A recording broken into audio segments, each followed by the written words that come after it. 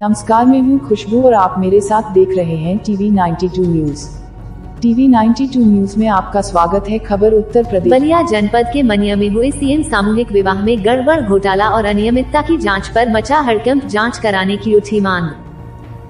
मैं रोशन सिंह चंदा, अखिल भारतीय गौरक्षा महासंघ का प्रदेश अध्यक्ष और अखिल भारतीय वृद्धा विधवा सेवा समिति का प्रदेश अध्यक्ष हूँ।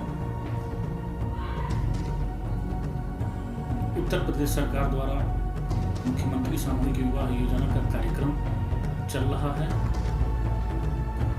इसी के अंतर्गत बलिया जनपद में मनियर ब्लॉक के अंतर्गत मनियर इंटर कॉलेज में 25 जनवरी को जो मुख्यमंत्री सामूहिक विवाह योजना का कार्यक्रम हुआ, जिसमें जनप्रतिनिधि और अधिकारीगण भी मौजूद थे, उसमें लगभग 90% से अधिक फर्जीवाड़ा कार्य हुआ है।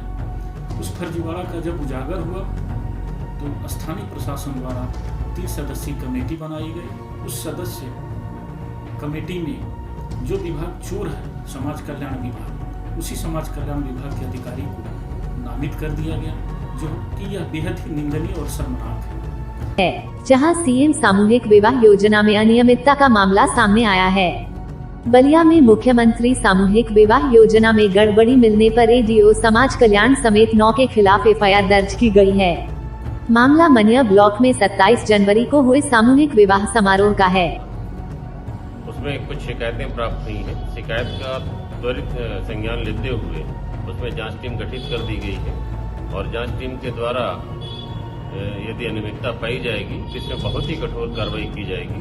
इसमें जो भी लोग दोषी होंगे उनको बख्शा नहीं जाएगा। आपको बताते चले, इस समारोह में कुल 568 जोड़ों का विवाह संपन्न हुआ था। समारोह के दौरान कार्यक्रम में भारी अव्यवस्था और अनियमितता नजर आई थी।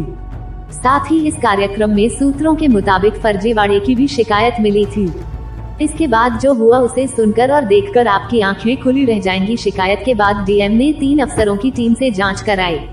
जांच में अब तक 8 लाभार्थी अपात्र पाए गए, जिसके बाद एडीओ समाज कल्याण समेत 9 लोगों के खिलाफ केस दर्ज किया गया है। टीवी 92 न्यूज वेब चैनल पर दिखाई जाने वाली खबर से किसी प्रकार का कोई निजी संबंध नहीं है। वक्ताओं के बयान पर खबर या कार्यक्रम की उनके विचारों की चैनल पुष्टि नहीं करता है। चैनल सर्व धर्म के लोगों के समान अधिकार का समर्थन करता है और देश की उन्नति और विकास के पथ पर चलने की कामना करता है। सामूहिक विवाह का आयोजन किया गया था, जिसमें आप मुख्य अतिथि के तौर पर शामिल हुई थी। उसमें कुछ वीडियो वहाँ से वायरल हो रहे हैं। कुछ वहाँ के जो लोग हैं, स्थानीय लोग का भी आरोप है कि उसमें फर्जीवाड़ा किया गया है। क्या आपके ये मामला संज्ञान में आया है और इसमें डीएम साहब के द्वारा इस पर जांच भी बैठाई गई है? क्या आप कहना चाहेंगे इस पूरे प्रकरण को लेकर? देखिए, मैं बताना चाहूँगी कि जो सामूहिक विवाह है, ये माननीय मुख्यमंत्री जी की बहुत महत्वाकांक्षी योजना है, जिसके अंतर्गत गरीब बच्चियों को मुख्यमंत्री जी चाहते हैं कि जैसे बड़े घर की बच्चियों की शादी धूमधाम से होती है, उसी तरह एक गरीब के घर की भी शादी हो।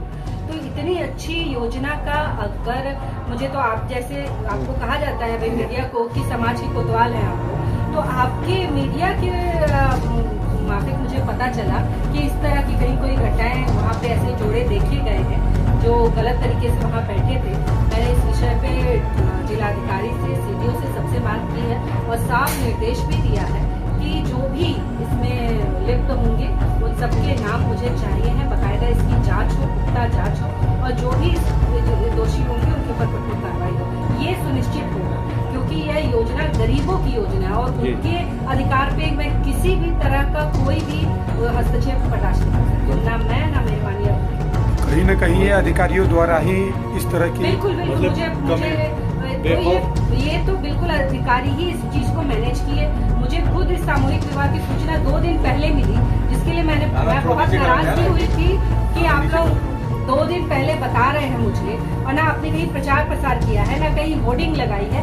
आखिर ये पता कैसे चलेगा कि ऐसा सामूहिक विवाह होता है और लोगों को कराना है तो अगली बार कराएं। इसलिए आप लोगों को लगाना चाहिए थोड़ा होर्डिंग वगैरह। मुझे खुद 2 दिन पहले लोगों ने सूचना दी तो मुझे एहसास हुआ था कि इतने आनंद पानन में क्यों कर रहे हैं, परंतु अब जब आपके माध्यम से मुझे पता चला है तो इसकी मैं जांच पूरे नीचे स्तर तक करा। बड़े सत्यापन हुआ होगा कि वेरिफिकेशन हुए हैं, तो सत्यापन में जो उनसे दलित जो लोग अधिकारी हैं या जो भी कर्मचारी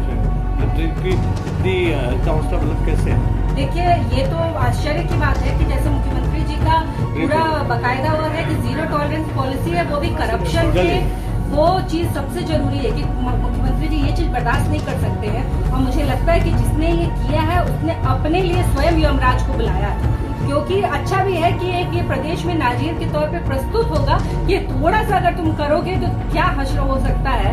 ये आने वाली पीढ़ियों के लिए एक अच्छा उदाहरण बनेगा। ये सिर्फ अंत में एक सवाल की, आज कांग्रेस अध्यक्ष अर्जुन खड़गे का एक बयान आया हुआ है कि ये जो 2024 का चुनाव ये लास्ट चुनाव है, इसके बाद कोई चुनाव होने वाला नहीं है, और जिस तरीके से चीन और रूस में जिस तरीके से चुनाव होते उसी तरह से अब यहाँ पर भी हो जाएगा, उसके बाद कोई चुनाव नहीं होगा। इस तरह का बयान मल्लिका अर्जुन का आप किस तरह से देखते हैं और क्या? खड़गे जी उसी पार्टी के ही तो राष्ट्रीय अध्यक्ष बने हैं ना, जिन्होंने इस देश में इमरजेंसी लागू की थी। उसी देश के तो ये, उसी पार्टी के तो ये अध्यक्ष बने, तो इनकी सोच, इनकी विचारधारा अभी उससे निकली ही नहीं है, गुलामी की मानसिकता से। तो मैं ये कहना चाहूंगी कि ऐसा कुछ नहीं, हमारा देश एक लोकतांत्रिक देश है और मेरे प्रधानमंत्री लोकतंत्र को कैसे मजबूत किया जाए इसके लिए लगातार काम कर रहे हैं। फिलहाल डीएम के निर्देश पर 20 सदस्यीय टीम मामले की विस्तृत जांच कर रही है। बलिया से बलिया ब्यूरो की रिपोर्ट।